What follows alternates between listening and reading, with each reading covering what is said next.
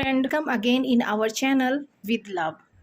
अगर आपको मेरी वीडियो पसंद आती है प्लीज़ लाइक करें, शेयर करें एंड सब्सक्राइब करें। कमेंट में बताएं कि कैसी लग रही है।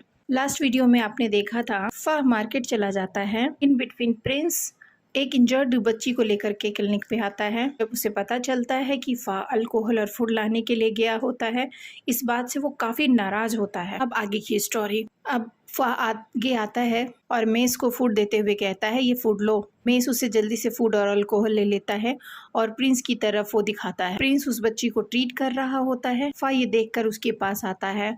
प्रिंस उसे छूने नहीं देता बच्ची को। प्रिंस कहता है अगर तुम यहाँ पर प्लेस बदलने आए हो अपने ड्रिंक के लिए तो यहाँ से चले जाओ। जो ड्रेस तुमने पहन रखी है एटलीस्ट उसकी रिस्पेक्ट करो। फा कहता है ओके मैं जा रहा हूँ कह के वो चला जाता है। उसके पीछे पीछे दोनों दोस्त भी उसके चले जाते हैं। दूसरी सीन में दिखाया जाता है प्रिंस बच्चों को पढ़ा रहा है और उसकी क्लास ओवर हो रही है। जैसे ही क्लास ओवर होती है मेस उसके पास आता है, इंजर्ड गर्ल के बारे में पूछता है। फा की तरफ से सॉरी भी बोलता है। मेस कहता है वो इतना बुरा भी नहीं है, लेकिन वो कभी कभी जर्क की तरह बिहेव करता है। वो इस तरह का भी इसलिए है क्योंकि वो हार्ट ब्रोकन है, इसीलिए वो ऐसा बिहेव करता है। वो पहले ऐसा नहीं था। पहले वो बहुत हार्ड वर्किंग और वर्कोहोलिक था। उसके इस बिहेवियर की वजह से उसकी गर्लफ्रेंड छोड़ के चली गई। 7 साल से जो गर्लफ्रेंड उसके साथ थी अचानक से उसको डंप करके चली गई बिना किसी वार्निंग के। उसके बाद वो ड्रिंकर बन गया, फिर प्लेयर बन गया। तरह तरह से वो अपने आप को टॉर्चर करने लगा। समय बीतने पर हमें लगा कि वो पुरानी बातें को भूल चुका है, पर ऐसा बिल्कुल नहीं था। उसकी गर्लफ्रेंड की शादी में वो गया, हमें लगा वो मूव ऑन हो चुका है, पर जब वो वहाँ गया वो टॉलरेट नहीं कर पाया। उसने बहुत सारा ड्रिंक कर लिया। उसके साथ साथ हम लोगों ने भी उसका दर्द बांटने के लिए ज़्यादा पी ली, पर वो कंट्रोल में ही गाड़ी ड्राइव कर रहा था। हम लोग उसके साथ थे, पीछे बैठे हुए वो ड्राइव कर रहा था। तभी एक कार पीछे से आई और आगे कट मारी, जिसकी वजह से हमारी कार जाके रोड के साइड में टकरा गई। कोई भी इंजरी नहीं हुई, किसी को भी परेशानी नहीं। हमें अल्कोहल टेस्ट के लिए लेकर जाया गया। कोर्ट ने हमें कम्युनिटी सर्विस के लिए पनिशमेंट दी। उसके पापा चाहते तो उसे बचा सकते थे, पर वो उसे लेसन सिखाना चाहते थे। हमने कुछ गलत किया इसलिए हम लोग यहाँ हैं। ऐसा नहीं है जैसा तुम सोचते हो। फा अल्कोहल और फूड लाने नहीं गया था। दूसरे सीन में दिखाते हैं प्रिंस इंजर्ड लड़की को देखने जाता है। वहाँ फा इंजर्ड लड़की को चेक कर रहा होता है, उसका ख्याल रख रहा होता है। फा को देख करके प्रिंस को फ्लैशबैक याद आता है जिसमें मेस कहता है फा मार्केट अल्कोहल और ड्रिंक लाने के लिए नहीं, बल्कि जो एक्सपायर्ड मेडिसिन पड़ी हुई थी और जो मेडिकल सप्लीमेंट्स चाहिए थे, मेडिकल सप्लाई चाहिए थी, उनके लिए गया हुआ था। जो सप्लाई क्लिनिक पे पड़ी हुई थी वो सब खराब हो चुकी थी। क्लिनिक के सारे आइटम खराब हो चुके थे, इसलिए उनका बदलना ज़रूरी था। प्रिंस इधर देखता है फा उसकी बहुत प्यार से केयर कर रहा होता है। वो इंजर्ड लड़की को छोटा सा प्लास्टर लगाता है और उसे लेट आने के लिए सॉरी बोलता है। साथ में अपने साथ जो अल्कोहल लेकर आया था वो उसके लिए भी सॉरी बोलता है। उसके बाद उसे एप्पल रोज खाने को कहकर वो बाहर निकलता है। जब गेट खोलता है तो सामने उसके प्रिंस खड़ा होता है। दोनों एक दूसरे को बड़ी गौर से देखने लगते हैं। प्रिंस फा को छोड़ने के लिए उसके घर के करीब जाता है। फा कहता है तुम्हें कुछ कहना है मुझसे? प्रिंस हाँ कहकर बैग की तरफ देखने लग जाता है जिसमें क्राउन की पिक्चर बनी रहती है। फा कहता है ये क्राउन है, बहुत क्यूट है। प्रिंस कहता है ये बच्चों ने बनाया है। जब मैंने प्रिंस की रिस्पॉन्सिबिलिटी बताई तो उसने मेरे बैग पर क्राउन बना दिया। तुम बच्चों की नज़रों में बहुत क्यूट हो, इसी वजह से उसने ऐसा किया। तुम उन्हें प्रिंस की तरह नज़र आ रहे होगे। इस तरह कह के वो उसको अप्रिशिएट करता है। प्रिंस आई फील करता है और नज़रें नीचे झुकाकर बैग की तरफ देखने लगता है और बैग से निकाल कर उसे लंच बॉक्स देकर कहता है ये तुम्हारे लिए है। ये कहता है कि बैंकॉक के डिनर की तरह ये टेस्टी नहीं है, ये उतना ही टेस्टी है ना तुम खा सको। मतलब ये फूड बिल्कुल तुम्हारे हिसाब का बनाया गया है, कम मसाले के साथ, जो तुम पसंद करते हो। प्रिंस उसके लिए स्पेशली बना के लेकर आया होता है। फा कहता है nice for farewell dinner. Prince कहता है तुम कब जा रहे हो? फा कहता है मैं सुबह जा रहा हूँ, अब तुम्हें मुझे भगाना नहीं पड़ेगा, अब मैं तुम्हें ज़्यादा समय परेशान नहीं करूँगा। और वो उसकी आंखों में देखता है।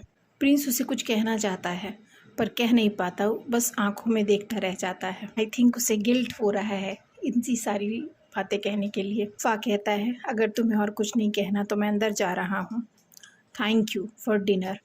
कहकर वो अंदर चला जाता है। प्रिंस उसकी तरफ गिल्ट से देखता रह जाता है, या यूं कहें सिंपैथी भरी नज़रों से देखता रहता है। फा मे से कहता है, घर पर फ़ोन कर किसी दूसरे वॉलंटियर को मैं यहाँ बुलवा देता हूँ, तुम मुझे फ़ोन दो।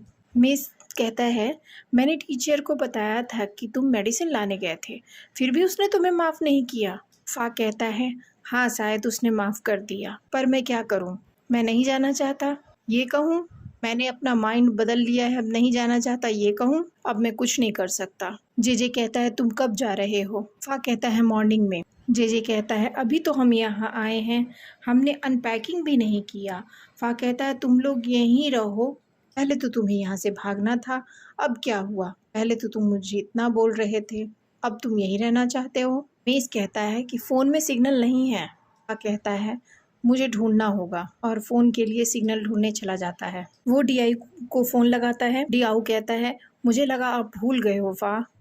फा कहता है, ऐसा नहीं है, यहाँ सिग्नल नहीं आता, अभी बात करने के लिए मैं पूरी माउंटेन घूम कर आ रहा हूँ। फा कहता है, अगर कोई और वॉलंटियर आसपास हो तो यहाँ का शेड्यूल बता के उसे यहाँ भेज दो, यहाँ ज़रूरत है, मैं वापस आ रहा हूँ। डीआऊ कहता है, फादर ने कहा अगर आप चाहो तो आप यहाँ आ सकते हो वापस, लेकिन काम आपको साफ़ सफाई का करना पड़ेगा यहाँ पे बैंकॉक में। फा कहता है, नो, कोई मेडिकल रिलेटेड प्रॉब्लम हो तो बताओ, मैं वहाँ करना चाहूँगा, साफ़ सफाई का नहीं। वो कहता है, मैं यहाँ काफ़ी ज़ोर से चिल्ला के बोल रहा हूँ, यहाँ के आसपास के लोगों को प्रॉब्लम होगी, इसलिए मैं फ़ोन रखता हूँ। टेक के फ़ोन काट देता है और जाने लगता है। तभी हम देखते हैं उसी घर के सामने से टीचर फा उसकी तरफ झांक कर देखता है। फा बैग पैक करके निकलता है, तभी उसके दोनों दोस्त दौड़ते हुए आ जाते हैं उसके पास। दोस्त कहते हैं, क्या तुम्हारी बात हुई प्रिंस से? फा कहता है, नहीं तो। कहते हैं, चलो मुझे तुम्हें कुछ दिखाना है, कह के क्लिनिक की तरफ चल देते हैं। फा उनके पीछे पीछे आता होता है। जब वो क्लिनिक के अंदर आते हैं तो देखकर सरप्राइज हो जाते हैं। सारे बच्चे बहुत अच्छी तरीके से क्लिनिक साफ कर रहे होते हैं। प्रिंस कहता है, तुम्हारी बात हुई प्रिंस से? वो कहता है, नहीं। जे कहता है, सुबह से प्रिंस और उसके सारे बच्चे मिलकर क्लिनिक साफ कर रहे हैं, क्या तुमने उन्हें कहा कि तुम नहीं जा रहे हो? प्रिंस वहाँ आ जाता है, कहता है, ये हमारी भी ड्यूटी है। बच्चे पूछते हैं, डॉक्टर फा, क्या आपको क्लीनिंग पसंद आई?